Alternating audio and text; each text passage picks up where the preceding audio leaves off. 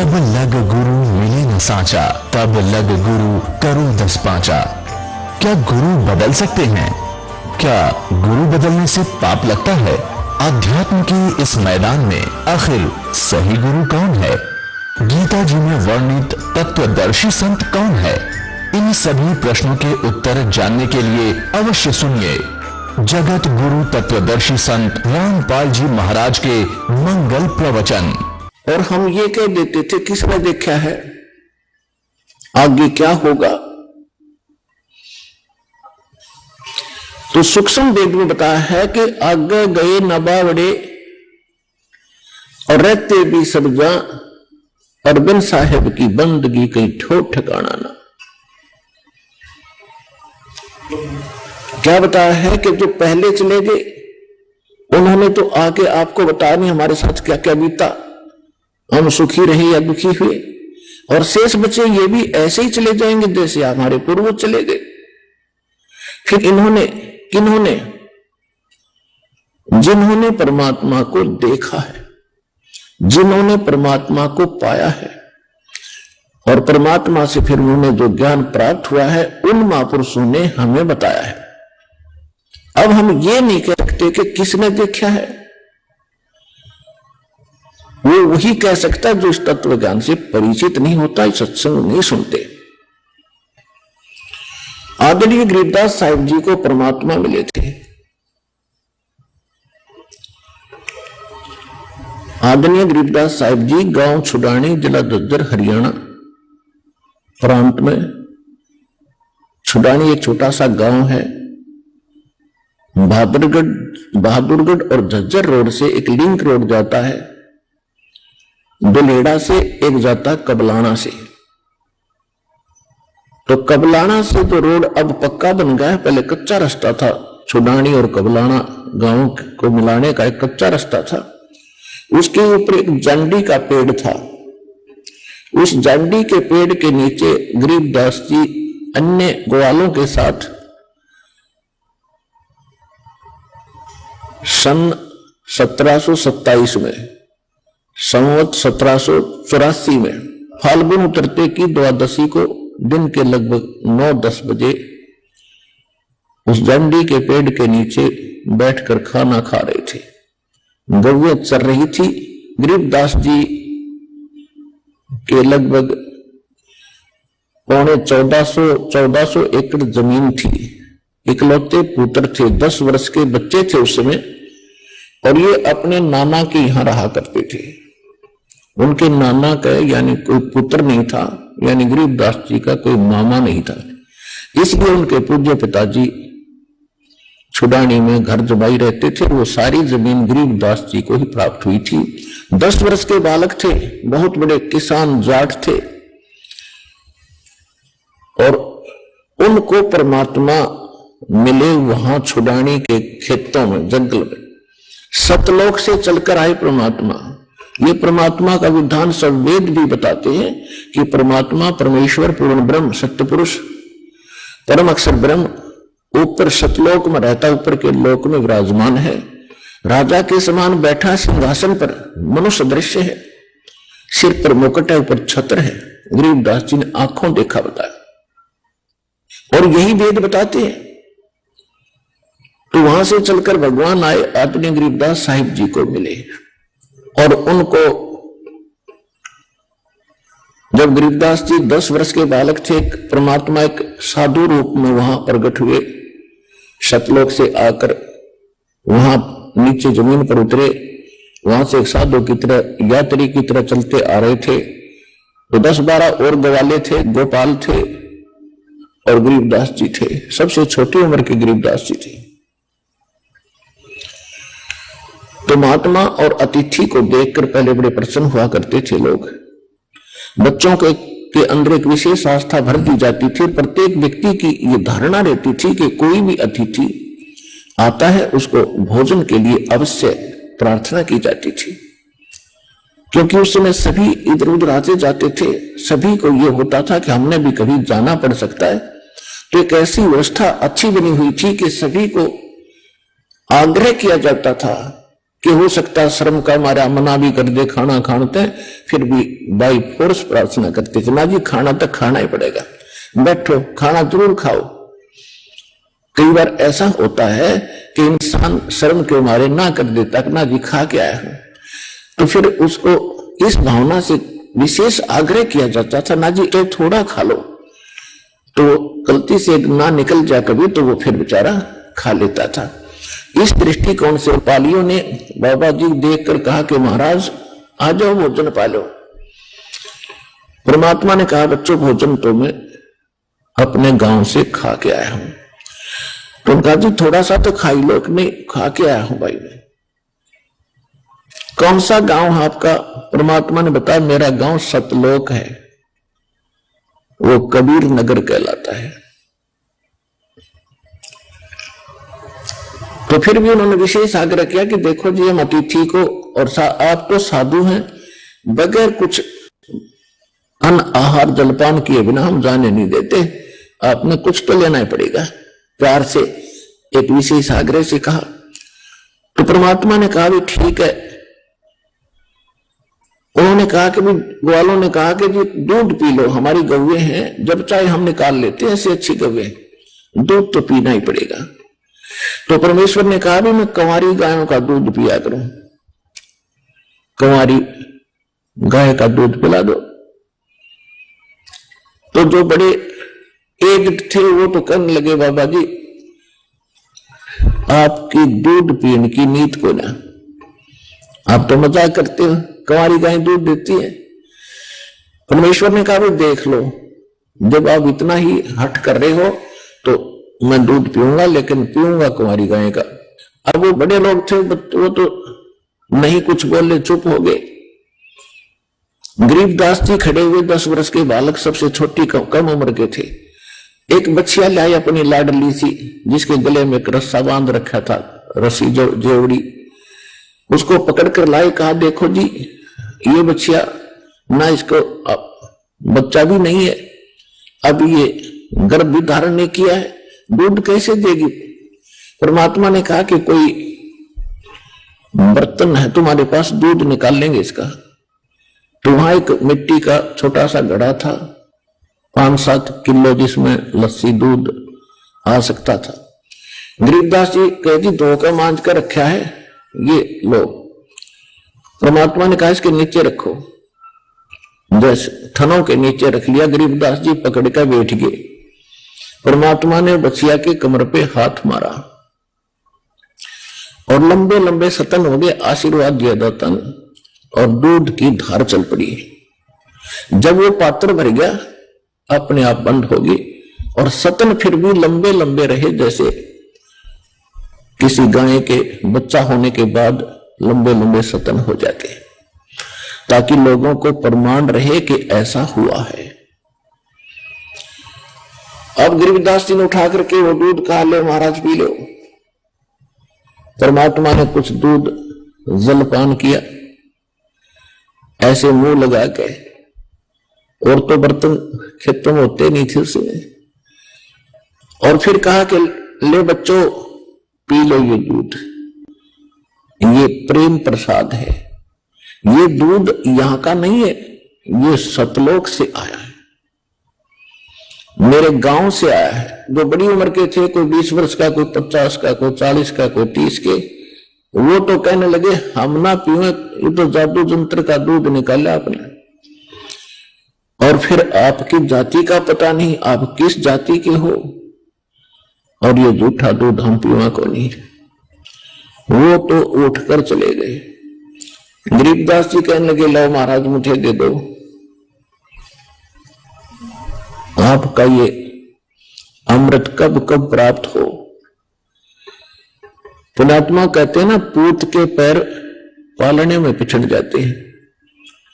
तो जो पुण्यात्माएं होती है उनके बचपन से ही कुछ विलक्षण उनके गतिविधि होती है, और गरीबदास जी ने कुछ दूध पिया, बाकी रख दिया, और वो सब उठकर चले गए। देखते देखते दूर चले गए, कोई लंबा क्षेत्र था, पशुओं को भी दूर ले गए।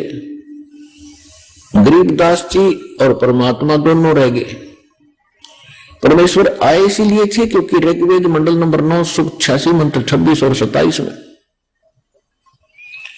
ऋग्वेद मंडल नंबर 9 सूक्त 82 मंत्र 1, 2, 3 में, ऋग्वेद मंडल नंबर 9 सूक्त 20 मंत्र 1 में, ऋग्वेद मंडल नंबर 9 सूक्त 54 मंत्र 3 में, ऋग्वेद मंडल नंबर 9 सूक्त 1 मंत्र 9 में, ऋग्वेद मंडल नंबर 9 सूक्त 96 के 96 के मंत्र नंबर 16 से 20 में, ऋग्वेद मंडल नंबर 9 सूक्त 94 के मंत्र 1 में, ऋग्वेद मंडल नंबर 9 सूक्त 95 के मंत्र 2 में, और भी अनेक स्थानों पर ये प्रमाण है कि परमात्मा ऊपर रहते हैं, ऊपर के लोक में, उस अमर धाम में रहते हैं, सतलोक में रहते हैं, रत धाम में रहते हैं, और उनका कबीर नाम है, कबीर देव है वे, और वो वहां से सह शरीर आते हैं बिजली जैसी गति से 1 सेकंड के अंदर, और अच्छी आत्माओं को मिलते हैं, उनको ज्ञान सुनाते हैं और कवियों की तरह आचरण करते हैं, अपने मुख कमल से अपनी महिमा की कबीर वाणी को लोकोक्तियों के माध्यम से, कवित्व से, चौपाइयों के माध्यम से वो प्रचार करते हैं, और अपने मुख कमल से बोल बोल के वो अमृत वाणी सुनाते हैं, और उस समय वो परमात्मा जब यहां प्रकट होते हैं उनके बहुत सारे शिष्य भी हो जाते हैं, और वो परमात्मा एक अपने ज्ञान को, यानी उसको तत्व ज्ञान कहते हैं, उसको सच्चिदानंद घन ब्रह्म की वाणी कहते हैं, उसको सूक्ष्म वेद भी कहते हैं, जो परमात्मा अपने मुख कमल से बोलता है, और वो परमात्मा भक्ति के गूढ़ मंत्रों का, गुप्त मंत्रों को भी आविष्कृत करता है, और जिस कारण से वो एक प्रसिद्ध कवियों में से भी एक गिना जाता है, लेकिन वो होता परमात्मा है। तो इस प्रकार से गरीबदास जी को परमात्मा इस अपने विधान अनुसार की अच्छी आत्माओं को मिलते हैं। कलयुग के अंदर ये परमात्मा किन किन अच्छी आत्माओं को मिले जो दास के नॉलेज में है। आदरणीय धर्मदास साहिब जी एक बहुत बड़े धनी और वैश्य सेठ थे। आदरणीय मुल्कदास साहिब जी एक बहुत बड़े किसान थे, ये अरोड़ा जाति थे। आदरणीय नानक साहिब जी जो सिख धर्म के प्रवर्तक है। आदरणीय दादू साहिब जी ये एक तेली के घर से जन्म था इनका, मुसलमान तेली थे। आदरणीय गरीबदास साहिब जी गांव छुडानी, जिला दद्दर, हरियाणा, ये किसान थे, जाट थे। और आदरणीय गीसा दास जी साहिब जी गांव खेकड़ा, जिला बागपत, उत्तर प्रदेश के। ये चमार जाति से थे, लेकिन काम किसान का करते थे, इनके जमीन थी। और आदरणीय स्वामी रामानंद जी महाराज ये पंडित थे, विद्वान थे, और इनको भगवान मिले थे। फिर इनको सच्चाई से परिचित कराया था। उसके बाद रामानंद जी ने परमात्मा के आंखों देखा, ज्ञान और प्रचार वर्णन किया था। तो इन अच्छी आत्माओं को परमात्मा मिले थे। इसी प्रकार गरीबदास जी को मिले। आदरणीय गरीबदास साहिब जी से परमात्मा ने इस संसार की व्यवस्था बताई। उन्होंने क्या बताया कि कोट जन्म तो भरमत हो गए, कुछ ना हाथ लगा रे, और कुकर सुकर खर बैगोरे, कौआ हंस बगारे। कोटि जन्म तू राजा की, न मिटी रमन की आशा, और भिक्षुक होकर दर दर घूमिया, ये मिला ना निर्गुण रासा। इंद्र कुबेर ईश की पदवी, ब्रह्मा वन धर्मराया, और विष्णुनाथ के पुर को जाके तो फिर भी जन्म मरण में आया। असक जन्म तन मरता होगे, जीवित क्यों ना मरे रे, और 12 दर मद मैल मठ बोरे, फिर बोर ना दे धरे रे। दोजक बिष्ट सभी ते देखे, राजपाट के रसिया, और 3 लोग से तृप्त नाही ये मन भोगी खसिया। सतगुरु मिला तो इच्छा मेटे पद्मल पदे समाना, और चल हंसा उस लोक पठाऊं जो आदि अमर स्थाना। 4 मुक्ति जा चंपी करती माया होरी दासी, और दास गरीब अभय पद पर से वो मिले राम अविनाशी। काफी देर प्रवचन किए मालिक ने। गरीबदास जी बहुत प्रेरित हुए। क्या परमात्मा ऐसा भी स्थान है जहां पर फिर जन्म मृत्यु नहीं होती? परमात्मा ने कहा कि तुम पहले वहीं रहा करते थे, यहां गलती से आगे, और वो स्थान बहुत उत्तम है, वह मृत्यु कभी नहीं होती, वहां वृद्ध अवस्था नहीं है। और यहां तो आपके दादे के परदादे चले गए और आप भी बेटा ऐसे ही मर जाओगे। ये लोग ठीक नहीं है। अब बच्चे को अच्छाई और बुराई जल्दी कैच करती है, जल्दी कैच करता है बच्चा। विशेष प्रेरित हो गया और कहा, आत्मा से कहा, भगवान एक बार मुझे वो लोग आपका गांव, उन्होंने बालक था, उसने सोचा कि तो यही पृथ्वी पर होगा, आपका वो गांव दिखा दो। तब परमात्मा बोले, चल मैं अपना गांव दिखाता हूं। प्रथम मंत्र दिया कि नाम जाप करे। बुढ़ा साहब को 7 देता है, पहले 5 देते थे। तो लेकर गए ऊपर, ब्रह्मा विष्णु महेश के लोग दिखाए, उनके दरबार में गए। जहां भी परमात्मा जाते थे सभी वो वहां के मुखिया करबद्ध होकर अपनी सीट छोड़ देते थे। पुण्यात्माओं, ये अध्यात्म मार्ग है। अध्यात्म मार्ग का अध्यात्म व्यक्ति के ऊपर असर होता है और उनके बस की बात नहीं होती। जिसमें शक्ति ज्यादा होती है भक्ति की, उसके सामने अपने आप वो खड़े हो जाते हैं, वो रुक बैठ नहीं सकते। जिसके पास भी परमात्मा पहुंचे सभी ने विशेष सत्कार किया। कुछ ये देव पुरुष है, इनके अंदर विशेष विनम्रता और शिष्टाचार भी अन्य से अधिक है, क्योंकि इसलिए इनको देवता कहते हैं। ये सभ्य प्राणी है और वो झूठ नहीं बोलते, क्योंकि हमने बिना ज्ञान के इन्हीं को उपमा घनी दे दी। ये अजरो अमर है, इनकी कोई माता पिता नहीं है, ब्रह्मा विष्णु महेश सर्वेश्वर हैं। ये तो हमने गुण गा रखे थे, इनने साची बता रखी थी। जैसे श्री देवी भागवत पुराण, देवी पुराण में 3रे स्कंद में स्पष्ट कह रहा विष्णु जी कि तुम शुद्ध स्वरूपा हो, अपनी माता दुर्गा की प्रशंसा कर रहे, स्तुति करते। ये सारा संसार आपसे ही उद्भासित हो रहा है। मैं, ब्रह्मा और शंकर, आपकी ही कृपा से हम यहां उपस्थित हैं। हमारा तो जन्म और मृत्यु, आविर्भाव माने जन्म, तिरोभाव माने मृत्यु हुआ करता है। हम नित्य नहीं है, हम अविनाशी नहीं है।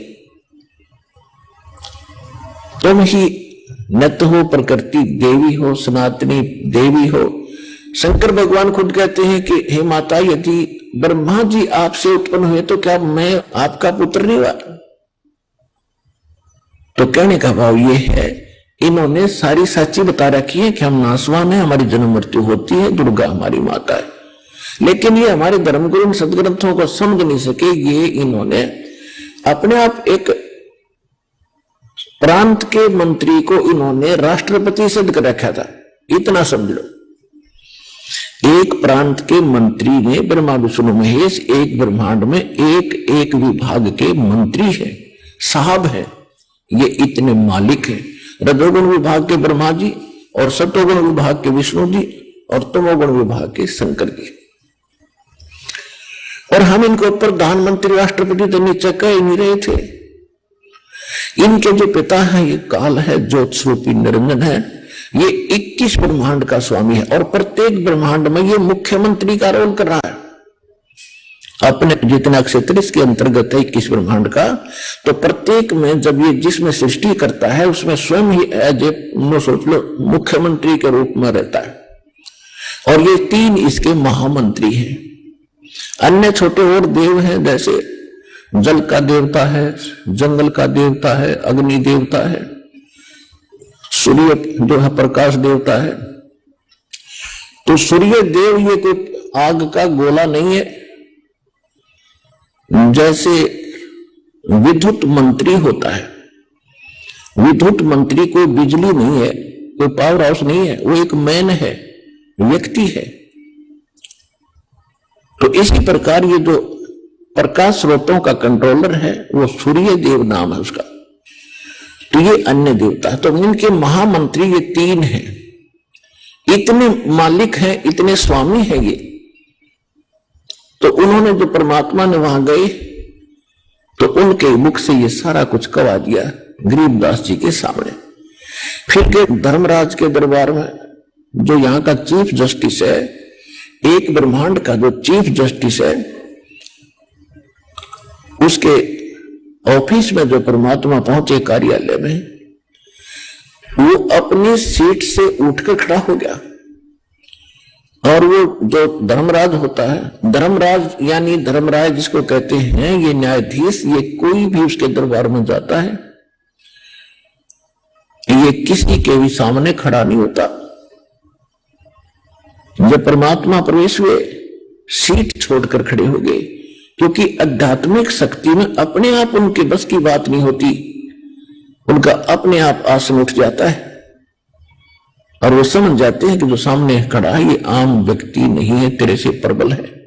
उसको उनको बताने की आवश्यकता नहीं होती।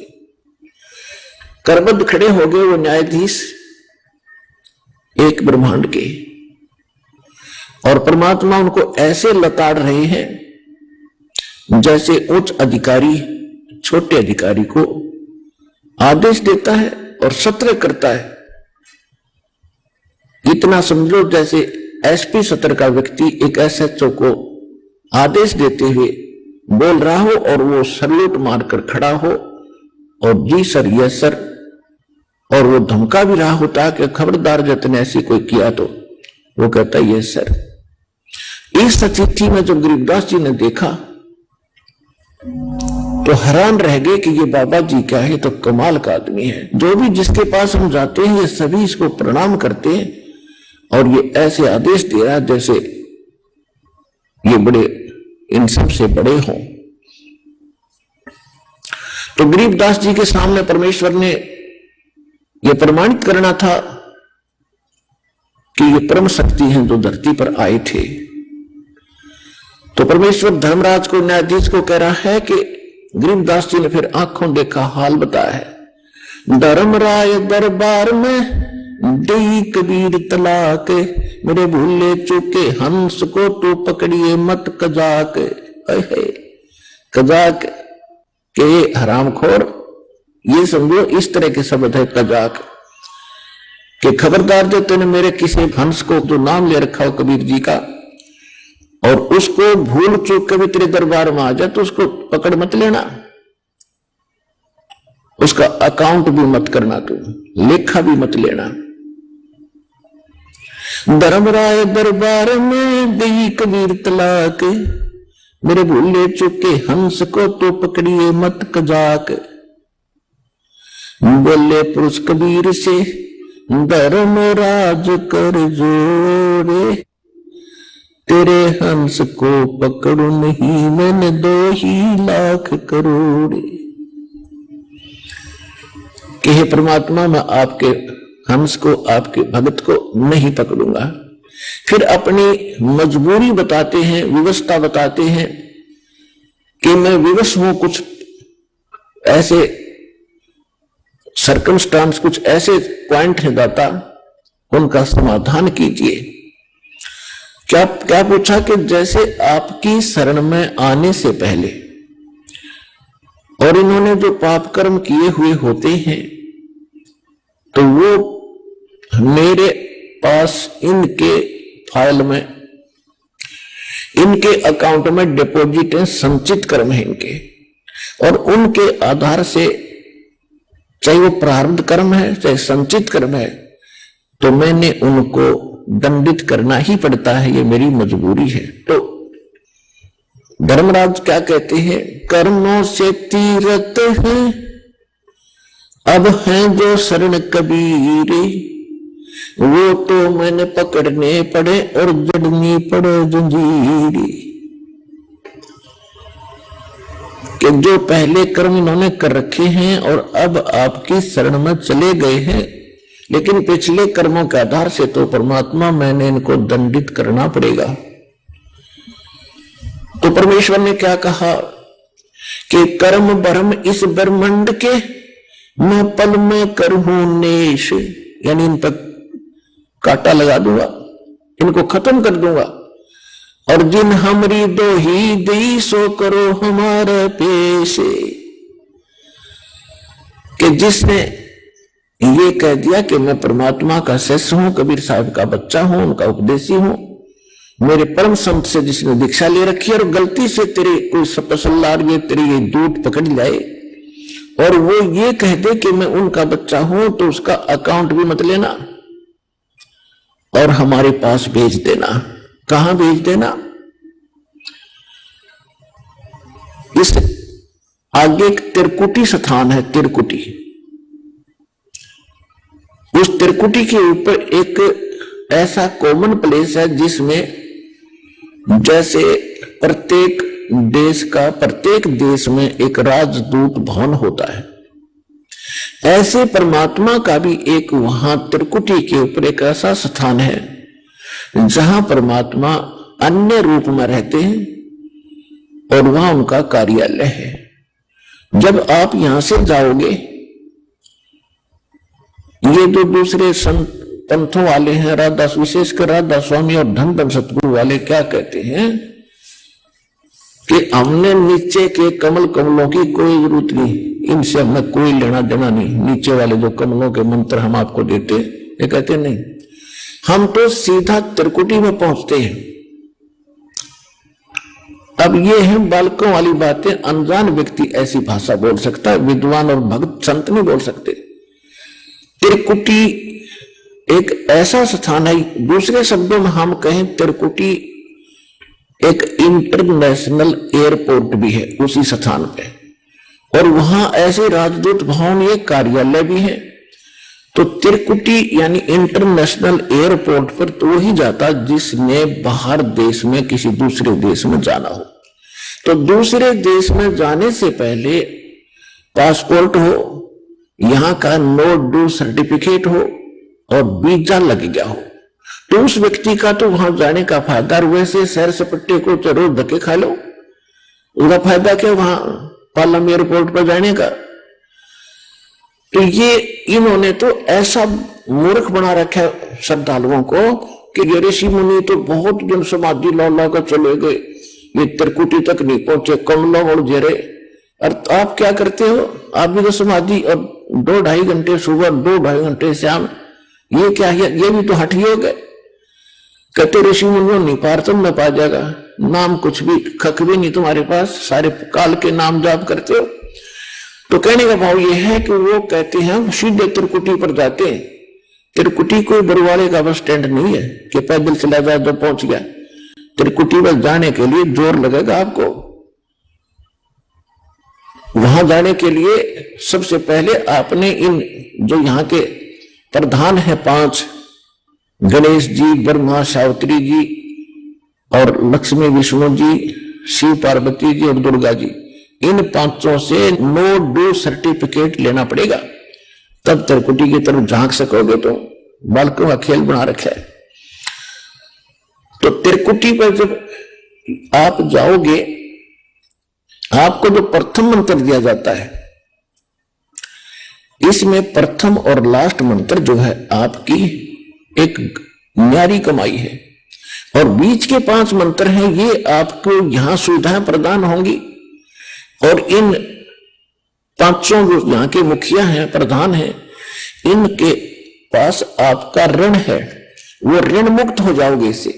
तो जब आप यहां से चलोगे तो आपकी फाइल क्लियर पाओगी प्रत्येक ऑफिस में, इनके कार्यालय में, क्योंकि आप इस दास के माध्यम से शरण में आए हो। तो ये दास परमात्मा इस दास के रूप में जब आपका यहां से चलने का समय आएगा, पहले पहुंच जाएगा उन कार्यालयों में, आपकी स्लिप ले पाओगे, खड़े चल बेटा आगे, ये क्लियर हो गया, चल आगे।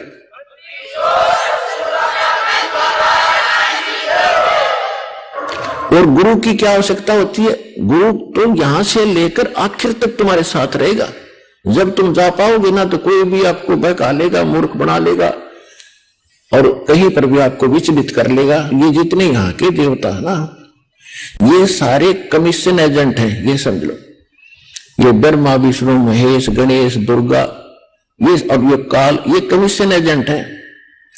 ये क्या करते हैं, जैसे कोई भक्त विचलित हो गया और 5-4 वर्ष इसने भक्ति कर ली या सत साधना, तो ये धनी तो हो गया, भक्ति का धन इसके पास है, बैटरी चार्ज होगी, आग का डिस्चार्ज, इन चार्जर खत्म कर दिया, कनेक्शन कट गया, तो वो धन इसके पास है। जब ये यहां से चलेगा तो इसको पहले ही कमल पर प्रलोभन दिया जाएगा और इसको कहा जाएगा कि देख आपकी इतनी कमाई होगी और देखो यहाँ हमारे लोक में इतने ठाठ हैं, ये ऐसे हैं वैसे हैं, अप्सराएं नाच रही हैं, वो सारा ड्रामा दिखा देते हैं।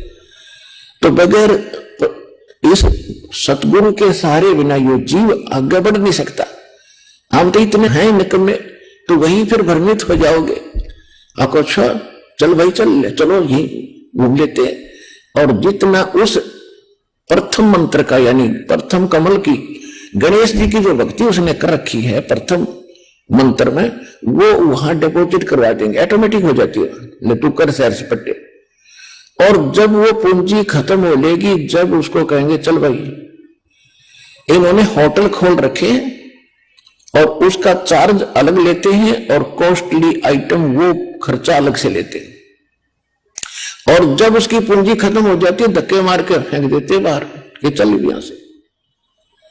फिर ये जाएगा विष्णु जी के लोक में, इसको फिर वहां से, क्योंकि जब तक कोई गाइड ठीक नहीं करेगा, हम जीव हैं तुरंत विचलित हो जाते।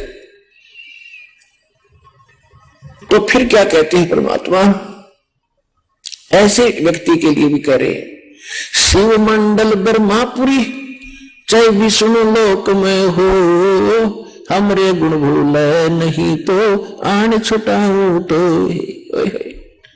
कितने दयालु हैं कि यदि आपने मेरा ज्ञान ढंग से सुन रखा है, क्या सुन रखा है कि इस लोक में ना स्वर्ग ठीक है ना महास्वर्ग ठीक है, क्योंकि ये आपकी भक्ति कमाई नाशक स्थान है और फिर आपको 84 लाख योनियों में फिर से आना पड़ता है, ये ज्ञान दिया जाता है।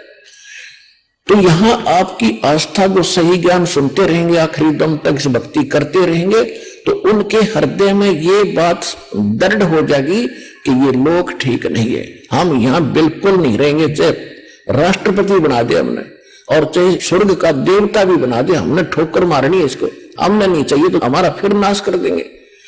तो ये दृढ़ता आपके अंदर आ जाएगी और फिर गलती होगी उस व्यक्ति पर तो फिर आप वहां चले गए और वहां जाकर भी जाते ही याद आ गई आपके, फंस तो गए आप, क्योंकि आपकी डोर कट गई गुरु से, परमात्मा से, गुरु से कट गई तो भगवान से कट गई।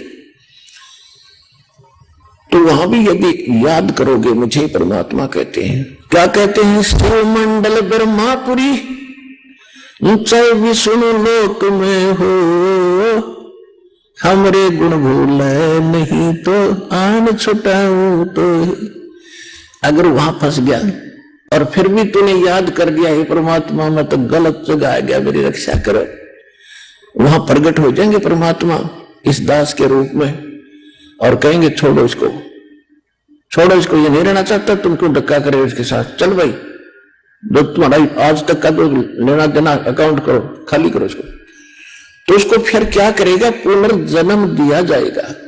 देख कितना काम बढ़ा लिया उसने, और पुनर्जन्म फिर उनके संस्कार से होगा। मनमाना पता नहीं कहां पटक दे, नाइजीरिया के अंदर या अफ्रीका में, उड़ा कच्चा मांस खाओगा, कर्म फोड़ेगा और फिर भगवान जाओगा दुख सुख पागे, क्योंकि उसकी आत्मा है, वहां से निकालना फिर और दुर्भर हो जाएगा।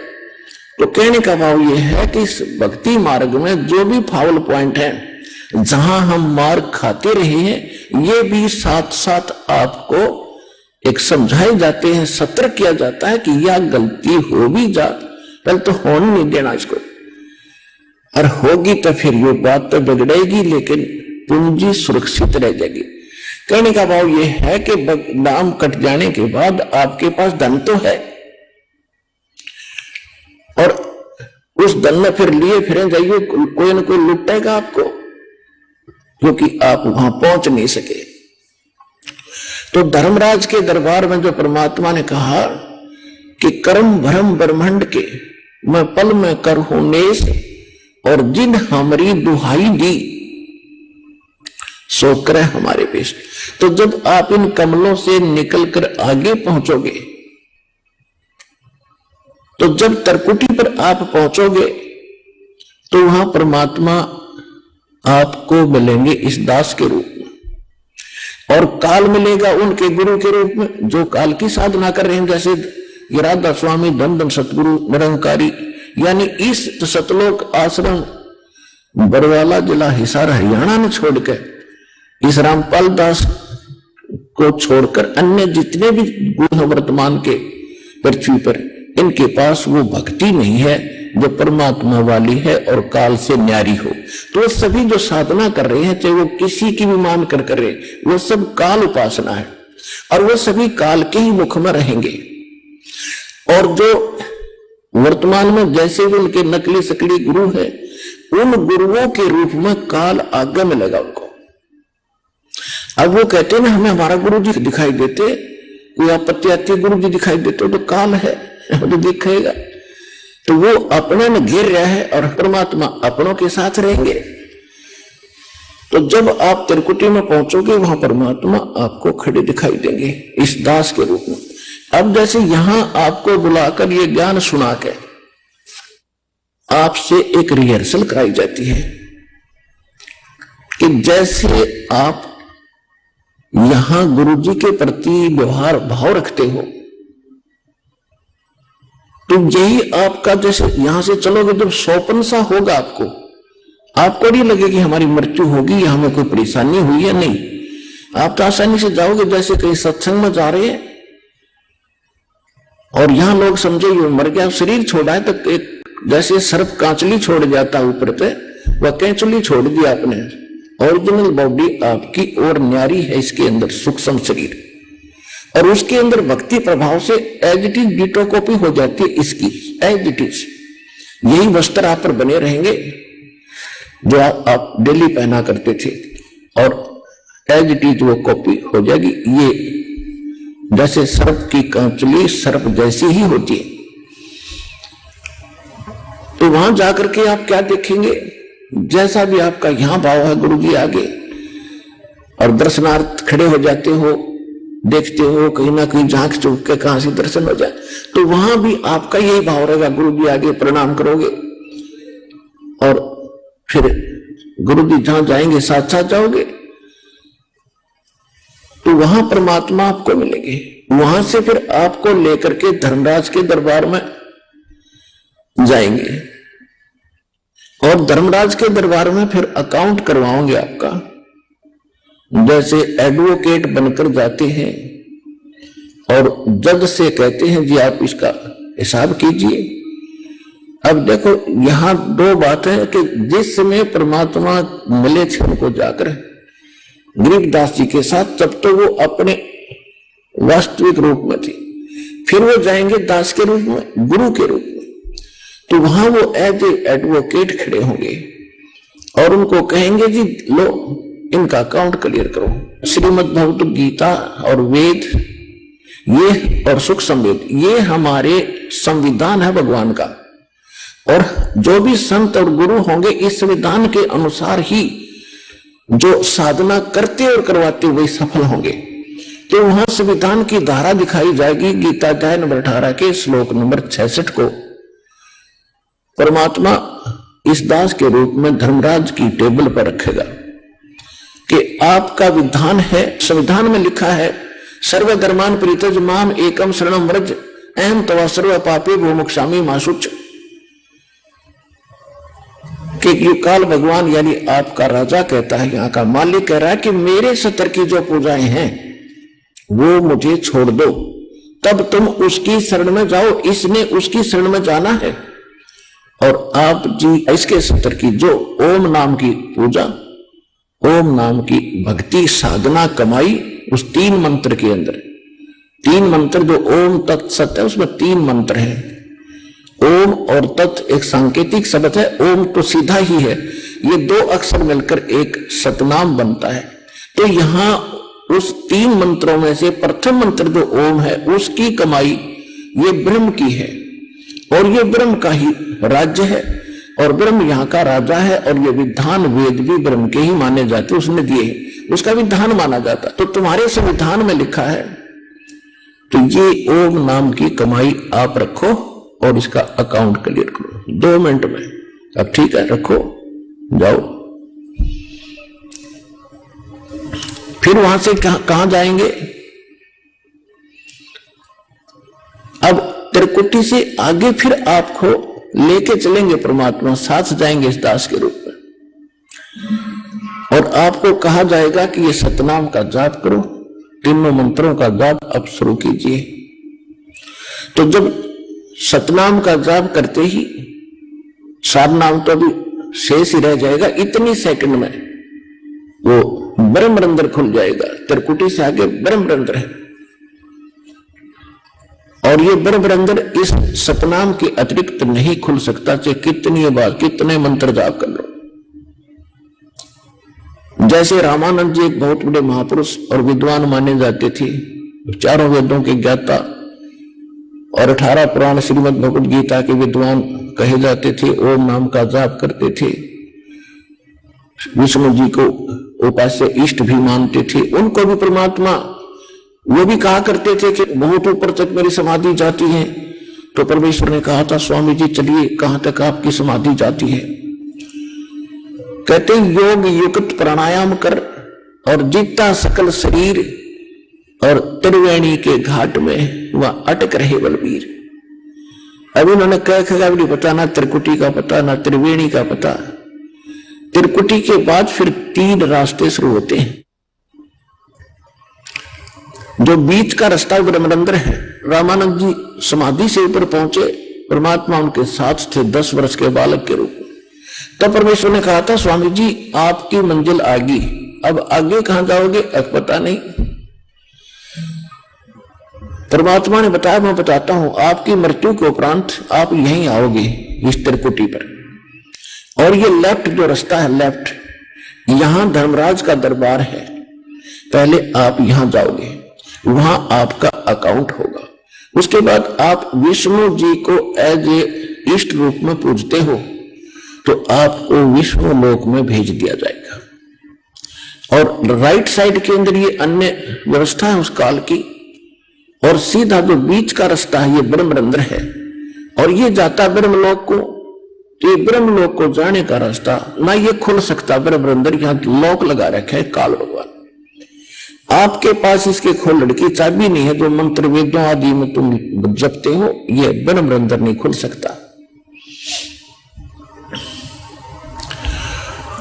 अब रामानंद जी से कहा कि देखो खोल कर, रामानंद जी ने कोशिश की, नहीं खुला। परमात्मा बोले, वो चाबी मेरे पास है, मेरे पास सतनाम है, और सतनाम में 2 अक्षर है। जब मैं सतनाम का जाप करूंगा तब ये खुलेंगे। तब परमात्मा ने कहा कि मैं खोल के दिखाऊं तेरे ब्रह्मरंध्र को। रामानंद जी ने कहा, जी खोल दो। तो परमेश्वर ने सिमरण किया, लीला थी उनकी, तो वैसे भी खोल सकते थे। सतनाम का सिमरण किया, एकदम सेकंड में गया, ऐसे वज्र कपाट जैसे पत्थर पड़े हो, एकदम हट गए। तब रामानंद जी को अंदर ले गए। वो काल दिखा कि ये बैठा तुम्हारा ज्योत स्वरूपी निरंजन, जो गीता अध्याय नंबर 11 के श्लोक 32 में कहता है, मैं काल हूं, सबको खाने के लिए आया हूं। ये वो विराट रूप भी धारण कर सकता है, और ये 2 भुजा भी रख सकता है। ये बैठा सामने ब्रह्मलोक में। जो ब्रह्मलोक के ऊपरले हिस्से में जब गए तो वहां वो विष्णु लोक में विराजमान था, क्योंकि ये ऐसा छल करता है। फिर बताया कि इसका असली रूप दिखाऊंगा, अभी तो यहां भी छुपा रहा अपने आप को। फिर 21वें ब्रह्मांड में लेकर गए, जहां 11वां द्वार है, जो अक्षर पुरुष के लोक में प्रवेश करता है।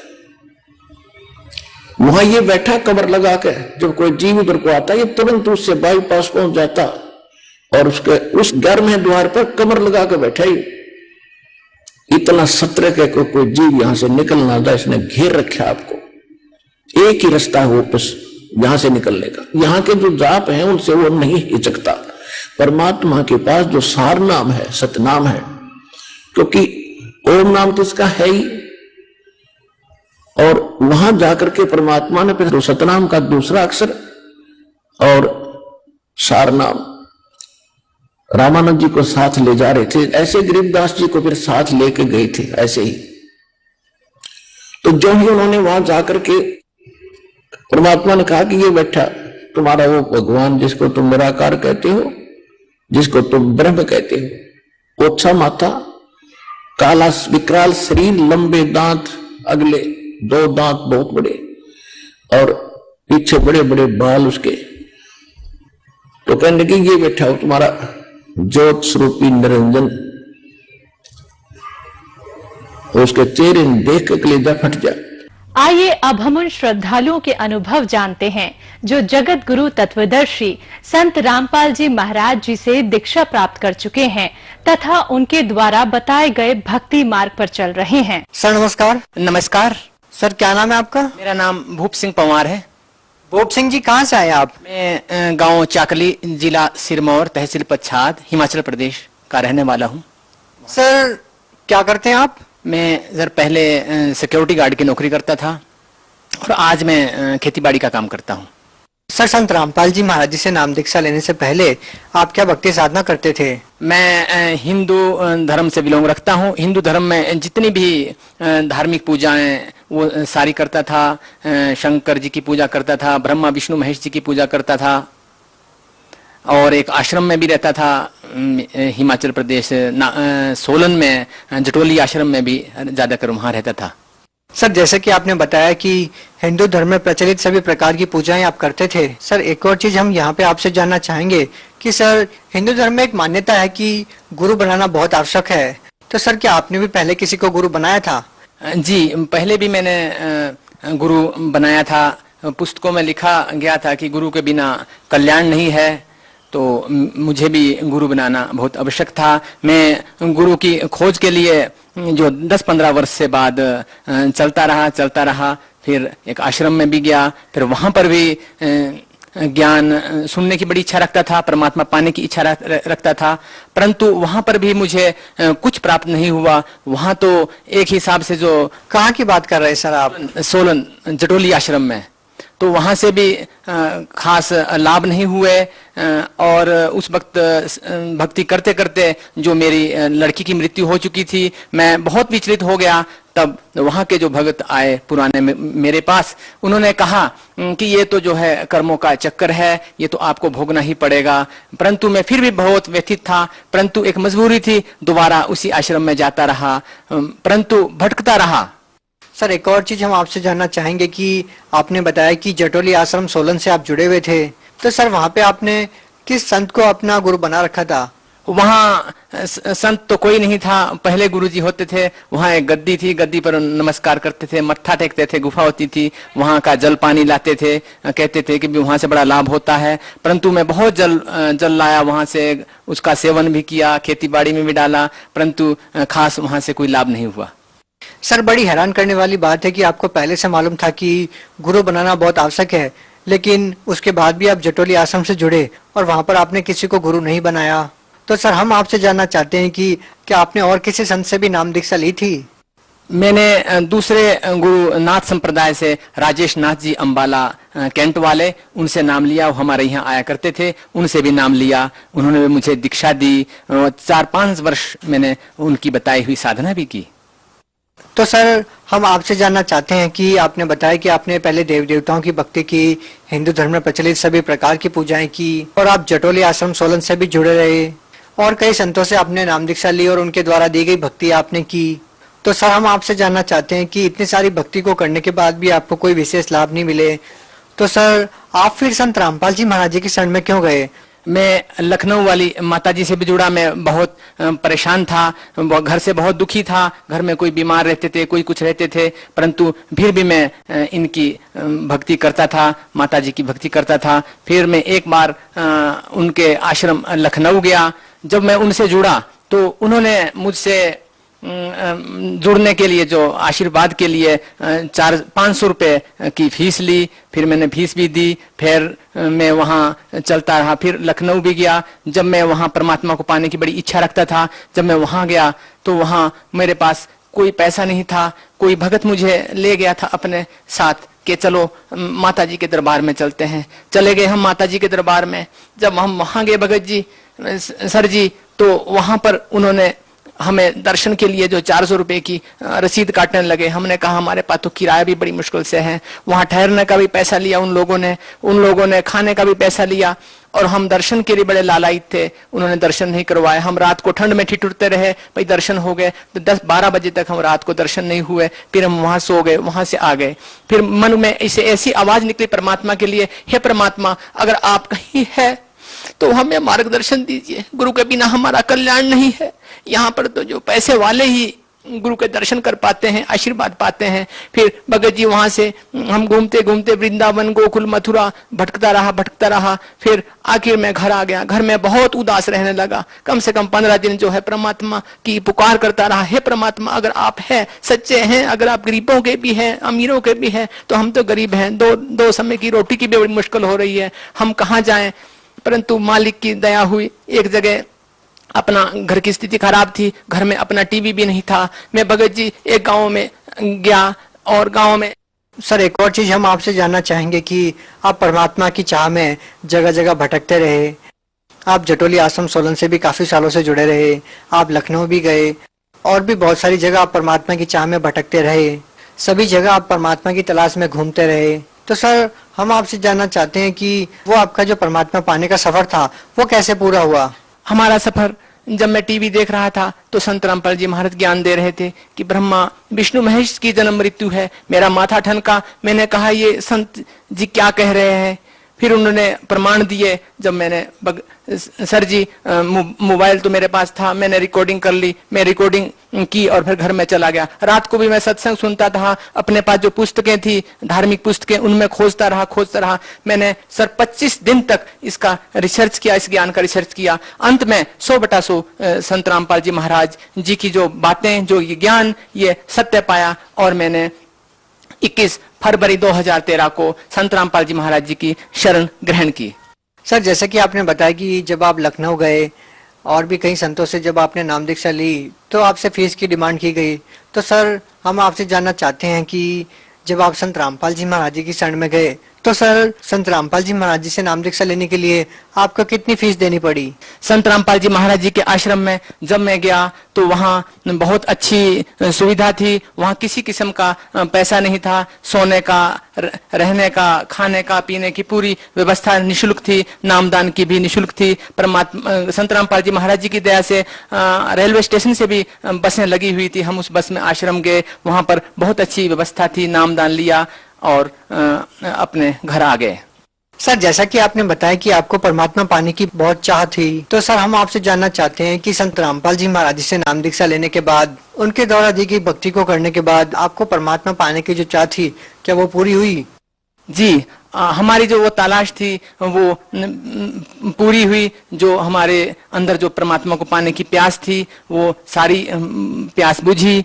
और जो मन के अंदर वो हर वक्त ये रहता था हमारे मन के अंदर कि परमात्मा कोई शक्ति है, ब्रह्मा विष्णु महेश से ऊपर भी कोई शक्ति है। हम संत महात्माओं से भी पूछा करते थे कि ब्रह्मा विष्णु महेश भी बैठे बैठे रहते हैं, किसका तप करते हैं? वो बताते थे कि एक दूसरे का तप करते हैं। परंतु जो ये बात हमारे कभी हजम नहीं हुई। परंतु संत रामपाल जी महाराज जी की शरण में जाने के उपरांत हमें बिल्कुल प्रमाणों से ही जो ज्ञान मिला वो बहुत जो हमारे लिए बड़ा लाभप्रद रहा और हमारे मन को बड़ी शांति मिली।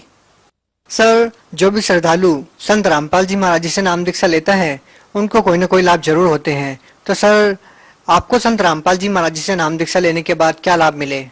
पहला लाभ तो संत रामपाल जी महाराज जी की शरण में जाने से हमें पूर्ण परमात्मा का पता चला, मनुष्य जन्म का पता चला। और दूसरा लाभ, हम पहले से ही नशा करते थे, बीड़ी सिगरेट हुक्का तंबाकू लेते थे। हर जगह मैं प्रार्थना करता था, जहां गुरुओं के पास जाता था, भाई नशा छूटे नशा छूटे, परंतु हमसे नशा नहीं छूट रहा था।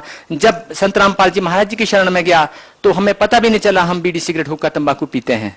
5-7 वर्षों से पी रहा था मैं मैं खेत बना रहा था। खेत बनाते हुए जो एक लोहे की रोड होती है उससे खेत में पत्थर निकाल रहा था। साथ ही जो है नीचे उतराई वाली जगह थी, एक खाली जैसे थी। मैं उस खाली में उस पत्थर को निकालते हुए पत्थर भी ऊपर निकला और मैं नीचे भी गिरा। गिरते हुए मैंने परमात्मा संत रामपाल जी महाराज जी का नाम लिया। बंदी छोड़ सतगुरु रामपाल जी महाराज जी की जय।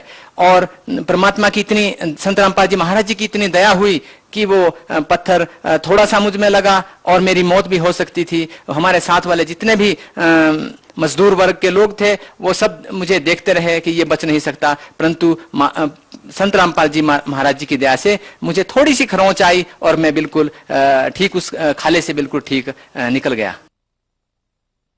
सर और कोई लाभ? मेरी माता जी को 5-7 वर्षों से कैंसर था, इलाज कर रहे थे, परंतु इतना फायदा नहीं हो रहा था। संत रामपाल जी महाराज जी की शरण में जाने से, संत रामपाल जी महाराज जी की दया से आज जो ये कैंसर जो लाइलाज बीमारी है और संत रामपाल जी महाराज जी की अपार कृपा से ये आज बिल्कुल स्वस्थ हैं, ठीक हैं, बिल्कुल अच्छी हैं। और सर जी एक लाभ और है, मेरा लड़का आर्मी में रजिस्टर हो चुका है मालिक की दया से, संत रामपाल जी महाराज जी की दया से। घर में हमारे पास रहने के लिए एक मकान था, परंतु मालिक की दया से आज मालिक ने खेती बाड़ी में मुझे बहुत अच्छी बरकत दी। मालिक की दया से जो है आज मेरे पास 4-5 मकान है। सब संत रामपाल जी महाराज जी की दया से बहुत अच्छा हो रहा है। पहले एक ही मकान हुआ करता था, आज मेरे पास 4-5 मकान है। सर जैसा कि आपने बताया कि पहले परमात्मा की चाह में आप जगह जगह भटके, बहुत सारे तीर्थ स्थल पे आप गए, मंदिरों में गए, तो सर आप जैसे और भी बहुत सारे लोग हैं जो परमात्मा की चाह में बहुत सारे तीर्थ स्थल पे या मंदिरों में जाते हैं और परमात्मा की खोज में लगे हुए हैं, तो सर उन लोगों को आप क्या कहना चाहेंगे?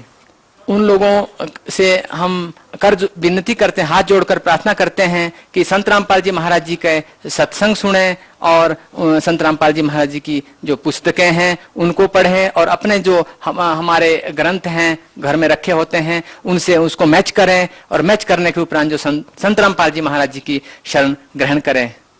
सर जैसा कि आपने बताया कि पहले आप नशा भी करते थे, तो सर ऐसा क्या होता है कि जो भी श्रद्धालु संत रामपाल जी महाराज जी से नाम दीक्षा लेता है वो तुरंत नशा त्याग देता है, तो सर जो लोग आज भी नशा करते हैं क्या उनका भी नशा छूट जाएगा संत रामपाल जी महाराज जी से नाम दीक्षा लेने के बाद? जी 100% छूट सकता है उनका नशा जब वो संत रामपाल जी महाराज जी की शरण में आएंगे और दीक्षा लेंगे। संत रामपाल जी महाराज जी के मंत्र आशीर्वाद और मंत्र जाप में इतनी शक्ति है कि जो संत रामपाल जी महाराज जी के लाइलाज बीमारी के साथ साथ नशा भी छूट जाता है, सारी बुराइयां छूट जाती है, सारी जो प्रेत बाधाएं समाप्त हो जाती है। कितने फायदे गिनाए, फायदा गिनाते हुए जो है हमारे बहुत समय लगेगा संत रामपाल जी महाराज जी के ज्ञान से। सर आप भगत समाज को क्या संदेश देना चाहते हैं? भगत समाज को यह प्रार्थना करना चाहते हैं कि संत रामपाल जी महाराज जी का ज्ञान सुने, समझें और जो है संत रामपाल जी महाराज जी के ज्ञान को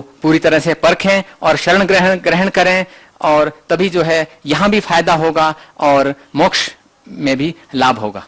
पूरे विश्व के अंदर संत रामपाल जी महाराज जी ही एक सच्चे संत है जो गीता के अंदर भी वर्णित है, तत्वदर्शी संत।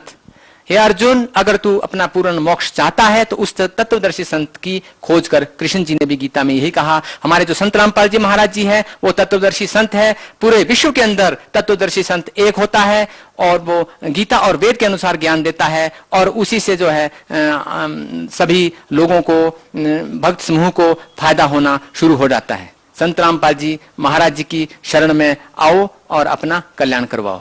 जी बहुत बहुत धन्यवाद। धन्यवाद जी।